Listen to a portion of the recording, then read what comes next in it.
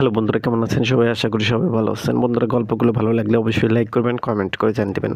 চ্যানেলে যদি নতুন হয়ে থাকেন অবশ্যই সাবস্ক্রাইব করে পাশে থাকা বেল আইকনটি প্রেস করে রাখুন, যাতে নতুন নতুন ভিডিও আপলোড করার সাথে সাথে আপনার নোটিফিকেশন চলে যায়। অলরেডি যারা সাবস্ক্রাইব করে রেখেছেন তাদেরকে অসংখ্য ধন্যবাদ।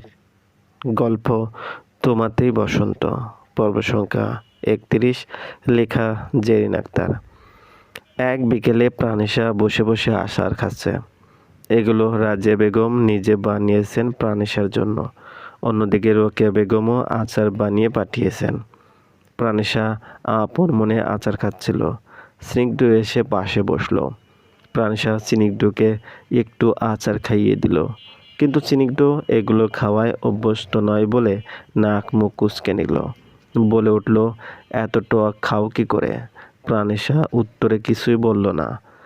স্নিগ্ধ খেতে পারে না, সেটা তার দোষ। প্রাণেশার কি? স্নিগ্ধ ওর সাথে কিছু কথা বলতে বলতে অফিসের কাজ করতে ল্যাপটপ নিয়ে বসলো। প্রাণেশা আচারের বয়ামটা রেখে স্নিগ্ধর পাশে এসে শুয়ে ওকে খোঁচাতে থাকে, কিন্তু স্নিগ্ধ সিরিয়াস কাছে থাকায় ও বুঝতে পেরে স্নিগ্ধর গালে একটা চুমু দিয়ে চলে গেল।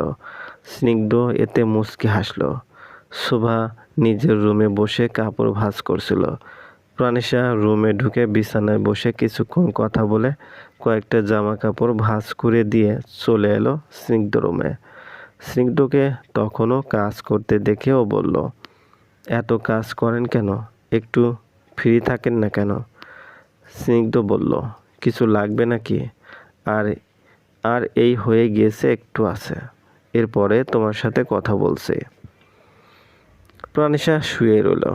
এদিকে শোভা জামা কাপড় ভাঁজ করে কাবাডে রেখে সৌরভকে কল দিল। কি করছেন? ঘুম থেকে উঠে কফি খাচ্ছি। তুমি কি করছো? কিছু না।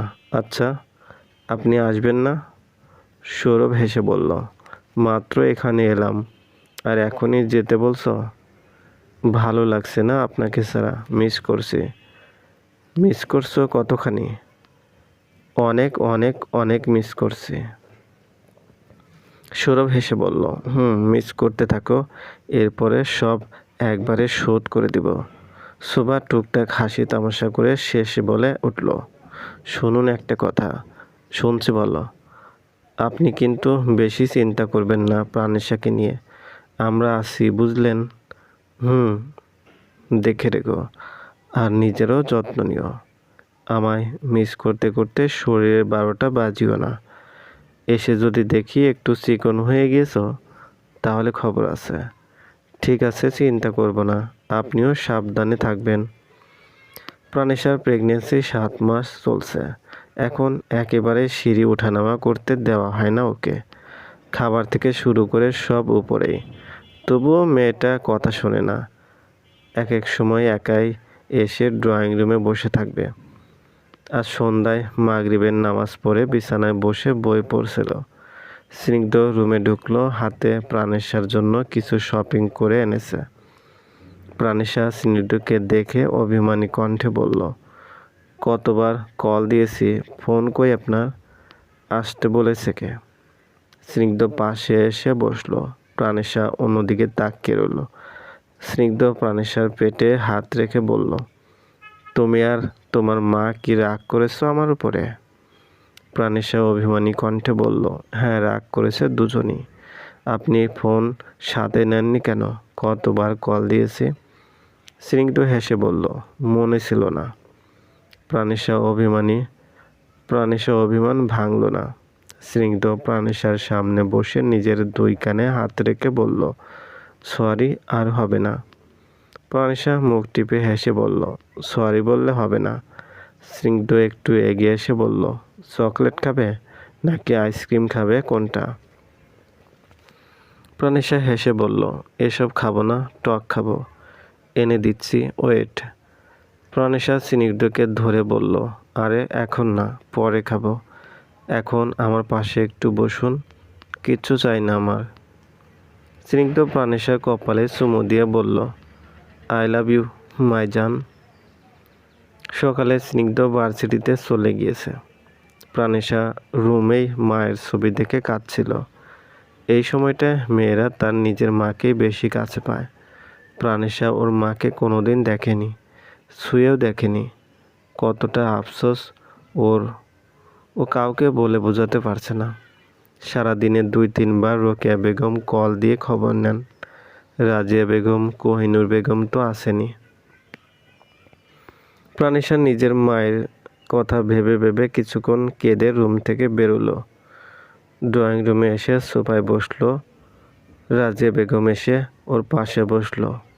প্রাণেশা তার কোলে মাথা রেখে শ্বাস ছেড়ে বলল, মেয়েরা যখন প্রথম মা হয় তখন তার নিজের মাকে পাশে পাবে, এটাই স্বাভাবিক নয় কি? আর দেখো, আমি জন্মের পর থেকে আমার মাকে পেলাম না। প্রাণেশা অনেকটা আফসোস নিয়ে কথাটা বলল রাজিয়া বেগমকে। তিনি বাকরুদ্ধ হয়ে তাকিয়ে আছেন। প্রাণেশা মলিন হেসে বলল, আজ আমার কাছে সব আছে, কিন্তু মাটাই নেই। ভাইয়া মাকে দেখেছে, ছুঁয়েছে, আদরও পেয়েছে। আমি তাকে যদি একবার দেখতে পেতাম। রাজিয়া বেগম চোখে পানি নিয়ে বললেন, ধুর পাগলি, আফসোস করতে নেই। আর কে বলেছে তোমার মা নেই? আমরা আছি না।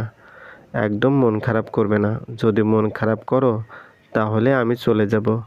প্রাণেশা তার চোখের পানি মুছে দিয়ে বললেন, ঠিক আছে, তুমি যা বলবে তাই হবে। রাজিয়া বেগম প্রাণেশার মুখে পানে তাকিয়ে হাসলেন। অতঃপর ওকে 2 হাতে আগলে জড়িয়ে ধরলেন। প্রাণেশার কষ্ট হবেই স্বাভাবিক, কিন্তু রাজিয়া বেগম থাকতে ওকে কষ্ট পেতেই দিবেন না। মেয়ের মতোই আগলে রাখবেন। তখনই কল দিল সৌরভ। ও দিনে 2-3 বার করে কল দিবেই প্রাণেশাকে। বড্ড ভয় পায় কিনা। আল্লাহ ভালোই ভালোই একটা সন্তান দিক, এই চায়। প্রাণেশার প্রেগনেন্সির 9 মাসের 2য় সপ্তাহ। ডেলিভারি ডেটের আর কিছুদিন দেরি আছে। দিনটি বুধবার।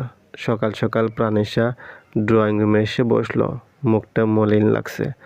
শোভা ওকে দেখে জিজ্ঞাসা করলো, কিরে, রাতে ঘুমাসনি নাকি?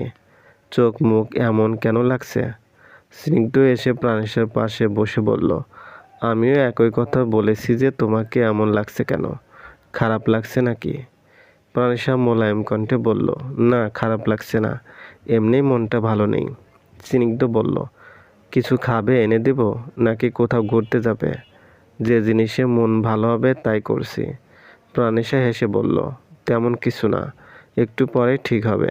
স্নিগ্ধ ভার্সিটিতে চলে গেল আর বাড়ির বাকি ছেলেরা সবাই অফিসে। দুপুর 2টার দিকে স্নিগ্ধ ফিরে এলো। প্রাণেশা রুমে শুয়েছিল। স্নিগ্ধ প্রাণেশার সাথে কথা বলে শাওয়ার নিতে গেল।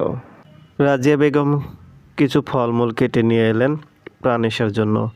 ট্রেটা ওকে দিয়ে চলে গেলেন, কেননা এই সময়ে প্রাণেশাকে একেবারে নিচে যেতে বারণ করে দিয়েছেন। ততক্ষণে শোভা ভাইয়ের জন্য খাবার বেড়ে রাখলো। স্নিগ্ধ এসে খাবার খেয়ে উপরে প্রাণেশার কাছে চলে এলো। প্রাণেশা পাশে বসে কিছু কথা বলছিল। কথার তালে তালে তখনই প্রাণেশার পেটটা খুব ব্যথা শুরু হলো। ও বিছানায় থেকে নেমে ধীর পায়ে ওয়াশরুমে চলে যায়। কয়েক মিনিট পেরোতেই প্রাণেশা ওয়াশরুম থেকে বের হলো কাঁদতে কাঁদতে।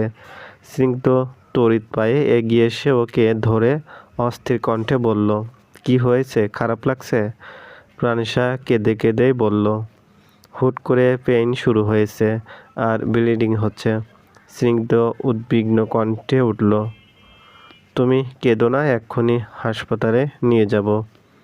স্নিগ্ধ চিৎকার করে বাড়ির সবাইকে ডাকলো এবং সবাই দ্রুত হসপিটালে যাওয়ার জন্য প্রস্তুত হলো। প্রাণেশাকে হসপিটালে নিয়ে আসার সাথে সাথেই সবাই নিজেদের কাজ রেখে চলে এসেছে। অন্যদিকে তো আরশাদ খান মেয়েকে দেখে কাঁদছেন। তাকে গিয়ে সাইদ রেজা চৌধুরী সিয়াম সামলে নিলেন। প্রাণেশাকে ওটিতে নিয়ে গিয়ে ইমার্জেন্সি সিজার করা হলো। সৌরভ জানতে পেরে সেও পরের দিন আসার জন্য টিকিট কেটে ফেলল। এখন যেন কোনো কাজই ওর কাছে ইম্পর্টেন্ট নয়। দেশে গিয়ে বোনের কাছে যাওয়াটাই ইম্পর্টেন্ট। ওটি থেকে একজন নার্স বের হলেন। তার কোলে ফুটফুটে নবজাতক শিশুটা। স্নিগ্ধ সহ সবাই কাছে গিয়ে জিজ্ঞাসা করতেই নার্স হেসে বলল, ছেলে বাবু হয়েছে, জলদি মিষ্টি খাওয়ান। সবার মুখ থেকে আলহামদুলিল্লাহ শব্দটা উচ্চারিত হলো। স্নিগ্ধ জিজ্ঞাসা করলো, আমার ওয়াইফ সে কেমন আছে? নার্স বলল, সেও ভালো আছে আলহামদুলিল্লাহ, একটু পরে ওটি থেকে বের করা হবে। সবাই হাঁপ ছাড়ল। সাথে সাথে সৌরভকে কল দিয়ে খুশির খবর জানালো। সে তো মহা খুশি। এতক্ষণ অনেক চিন্তায় ছিল, সম্ভব হলে আজই চলে আসতো। চলবে। গল্পটি ভালো লাগলে অবশ্যই লাইক করবেন, কমেন্ট করে জানিয়ে দেবেন। আর চ্যানেলে যদি নতুন হয়ে থাকেন অবশ্যই সাবস্ক্রাইব করে পাশে থাকা বেল আইকনটি প্রেস করে রাখুন, যাতে নতুন নতুন ভিডিও আপলোড করার সাথে সাথে আপনার নোটিফিকেশনে চলে যায়। অলরেডি যারা সাবস্ক্রাইব করে রেখেছেন তাদেরকেও অসংখ্য ধন্যবাদ।